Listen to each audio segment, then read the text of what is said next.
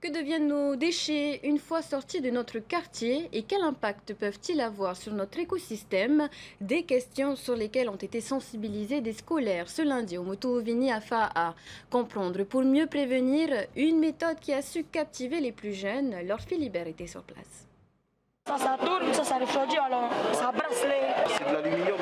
Mieux comprendre le monde qui les entoure pour mieux le respecter. Ces collégiens de Fa'a découvrent l'intérieur d'un ordinateur, un atelier qui les captive et l'occasion de leur apprendre à réparer plutôt que jeter. Quand on est jeune, on aimait bien voir un peu qu'est-ce qu'il y a dans un ordinateur parce que ils n'ont pas forcément l'opportunité de voir qu'est-ce qu'il y a à l'intérieur. Ils se disent waouh, pour eux c'est une boîte magique.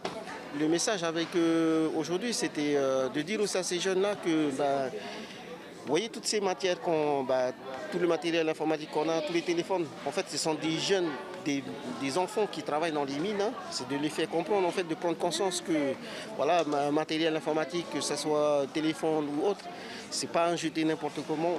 On peut essayer de les revaloriser.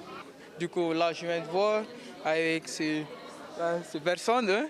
Du coup, je viens de voir que maintenant, on n'a plus besoin trop de jeter tout ce qui est matériel électrique et qu'on peut réutiliser.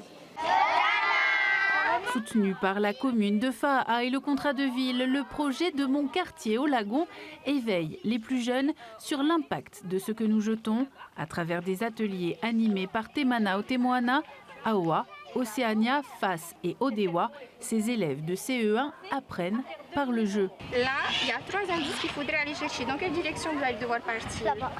On estime qu'il y a 80% des déchets qu'on retrouve dans l'océan qui viennent de la terre.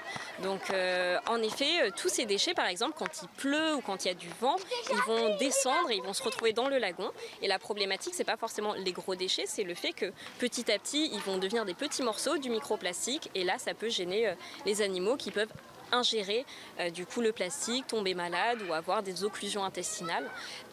Et il y a aussi la problématique avec les déchets où ils pourraient rester coincés en dessous, notamment les filets, ils pourraient rester coincés en dessous des filets.